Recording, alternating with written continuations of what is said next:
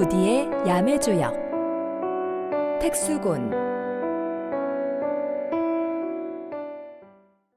괴의 구성 연못 아래에 물이 흐르는 모습이네요. 어쩌면 연못 아래에 틈이 있어서 점점 물이 새어나가고 있는 모습을 나타내고 있는 것은 아닐까 생각이 되기도 합니다. 반대로 물은 흘러야 하는데 연못이라는 좁은 공간에 갇혀서 제자리를 맴돌고 있는 것으로 볼 수도 있겠군요. 연못이라는 곳은 정적이고 안정적인 공간이라고 볼 수도 있습니다. 그렇지만 모두가 그렇게 편안한 위치에 안주하고 싶어 하는 것은 아닙니다. 현재 상황과는 맞지 않는 활동적인 물의 괴가 아래쪽에 자리 잡고 있기 때문에 지금의 안락함을 벗어나서 지금보다 험난한 세상을 향해서 달려나가 새로운 도전을 시작하고 싶어 근질거리는 것은 아닐까요? 물론 지금 우리가 앞으로 나아가는 것이 좋을 것인지 아니면 안정적인 상태에 머물러서 더욱 힘을 키우는 것이 좋을 것인지를 일방적으로 판단할 수는 없을 것입니다.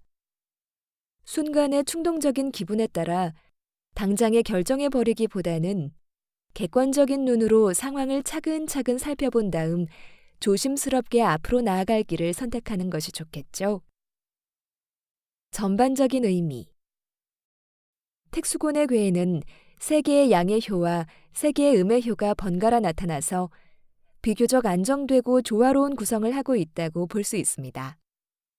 그렇지만 괴의 맨 처음이 음의 효로 시작하고 맨 마지막도 음의 효로 끝나는 모습을 보면 마치 가운데에 모여있는 양의 효가 가지고 있는 동적인 힘이 충분히 발휘되지 못하고 음의 힘에 둘러싸여 갇혀있는 모습으로 보이기도 합니다. 앞에 지풍승의 마지막 효의 설명에서 언급하였던 것과 같이 계속해서 앞으로 나아가려고 하다 보면 언젠가는 벽을 만나게 마련입니다.